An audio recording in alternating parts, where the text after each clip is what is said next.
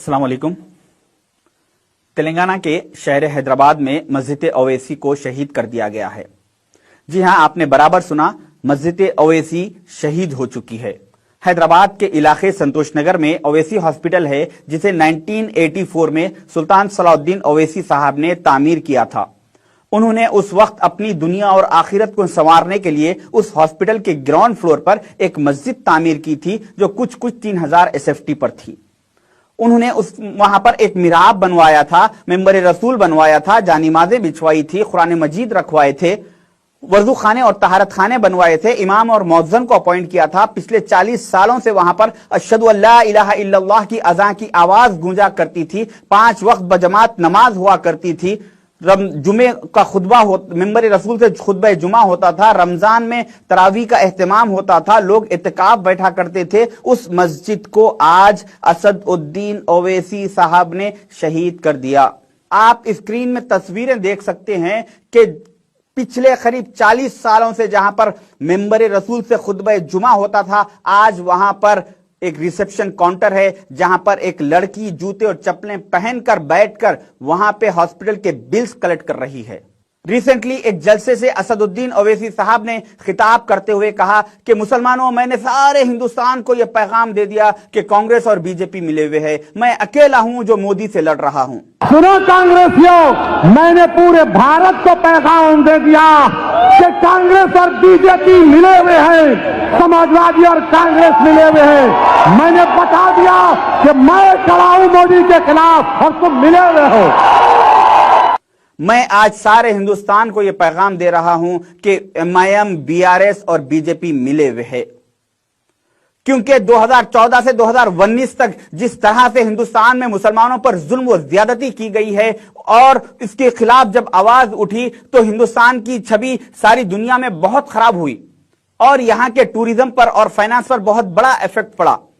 उसके बाद 2019 के बाद RSS और बीजेपी ने यह तय किया कि अब यहां से हम पीछे रहेंगे और हमारे दोस्तों को सामने रखकर उनसे हम काम करवाएंगे।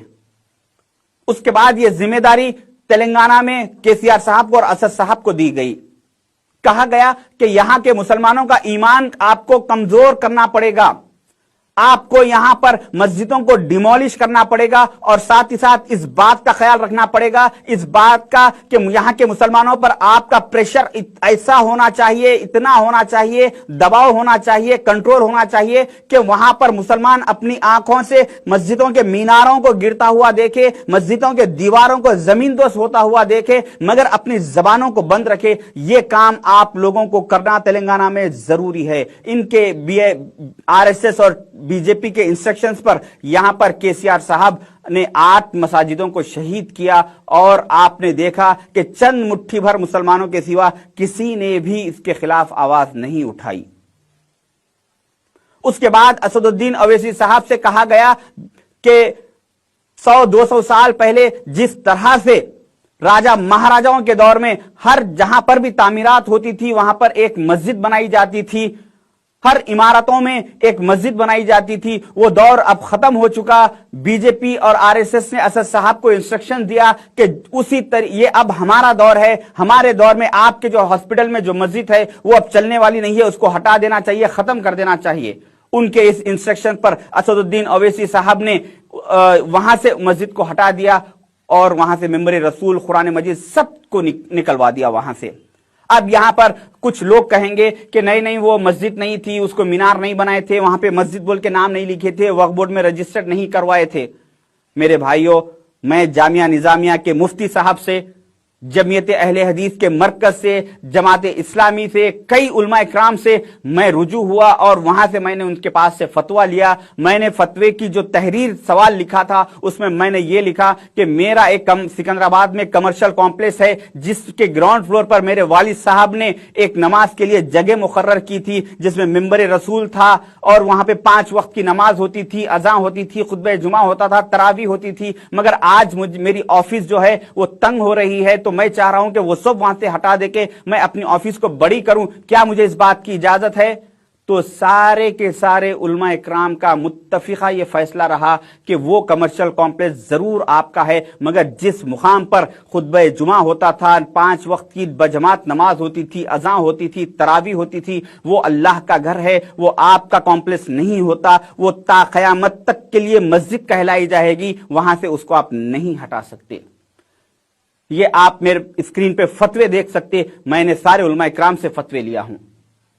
آپ حیدرآباد کے بڑے سے بڑے ہاسپٹل میں جائیے، ہر ہاسپٹل میں جیسے ہی آپ اندر داخلہ لیں گے تو دائیں یا بائیں طرف آپ کو ایک چھوٹی سی مندر بنی ہوئی نظر آئے گی، کیونکہ جو لوگ اپنے مریضوں کو، اپنے عزیز و اقارب کو لا کے پیشنٹ کو ایڈمٹ کرتے ہیں، اس کے بعد وہ اپنے عقیدے کے مطابق وہ اس مندر میں جائے، پوجا کرے، دعا کرے۔ اس وجہ سے ہر ہاسپٹل میں، کئی ہاسپٹلز میں مندریں بنوائی گئی۔ اس دور اندیشی کو سلطان صلاح الدین اویسی صاحب نے نظر میں رکھتے ہوئے انہوں نے بھی اویسی ہاسپٹل میں ایک مسجد بنوائی تھی، تاکہ جو بھی لوگ اپنے لوگوں کو،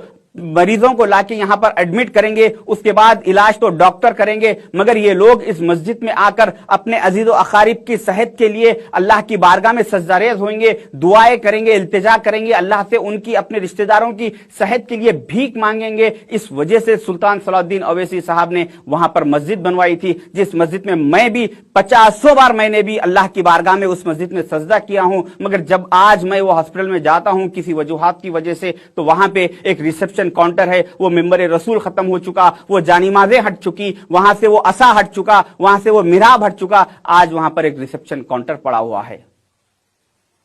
میرے بھائیوں، میرا اسد صاحب نے آج تک 1 روپے کا نقصان نہیں کیا، نہ میں کبھی ان کا 1 روپے کا فائدہ کیا ہوں، میرا ان سے پرسنل کچھ بھی لینا دینا نہیں ہے، مگر انہوں نے 2004 سے 14 تک جس طرح سے کانگریس کے دور اقتدار میں دولت کا انبار انہوں نے کمایا ہے، وہ آج وہ دولت کو بچانے کے لیے اور اپنے آپ کو بچانے کے لیے انہوں نے جو BRS اور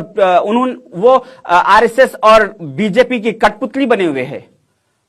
وہ ان کے فیصلوں سے، جس طرح سے وہ نچا رہے ہیں اس طرح سے یہ ناچ رہے ہیں، اور ان کے یہ فیصلوں کی وجہ سے آج ان کی دولت اور یہ تو بچ جا رہے ہیں، مگر ہندوستان کے قریب 30 کروڑ مسلمان بربادی کے دہانے پر آ چکے ہیں۔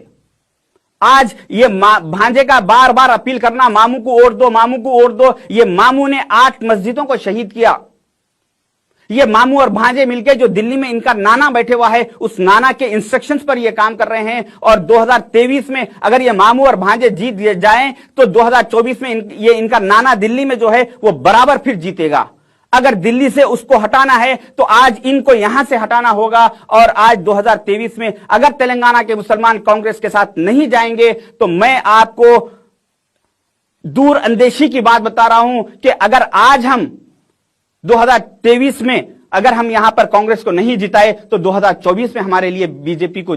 ہرانا مشکل ہو جائے گا۔ اگر آج ہم یہاں پہ کانگریس کو جتائیں گے تو پھر 2024 میں بھی کانگریس کو ہم اقتدار پر لا پائیں گے۔ ابھی پچھلے 2 دن سے انڈیا کے سارے نیشنل چینلز پر یہ ایشو پھر سٹارٹ ہو چکا کہ مئی کے مہینے سے NRC اور CAA پھر دوبارہ لاگو کیا جائے گا۔ ہماری نسلوں کو بچانے کے لیے، ہمارے اپنے آپ کو بچانے کے لیے صرف کانگریس پارٹی اگر اقتدار میں آئے گی تو ہم BJP کو ہرا پائیں گے، تو کانگریس پارٹی کو سینٹرل میں لانے کے لیے ہمیں اسٹیٹوں میں بھی لانا پڑے گا۔ تو مسلمانوں، میں کوئی جذباتی تقریریں مجھے کرنے نہیں آتی، میں جذباتی نہیں بلکہ ایک سمجھداری کی بات کر رہا ہوں۔ حالات کو گمبھیر طریقے سے، گہرائی سے حالات پر نظر رکھیے اور چند کوڑیوں میں مت بکیے۔ یہ ماموں بھانجے مل کے نانا کے لیے کام کر رہے ہیں، ان کو ہرائیے، اپنے ضمیر سے پوچھئے اور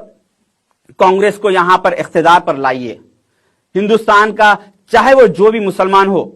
امیر ہو یا غریب ہو، زانی ہو یا شرابی ہو، سارے مسلمانوں کو بابری مسجد کے ایشو پر بات کرنے کا حق ہے، مگر آج کے بعد میں نہیں سمجھتا کہ اسد الدین اویسی صاحب کو بابری مسجد پر بات کرنے کا حق باقی ہے۔ شکریہ، خدا حافظ۔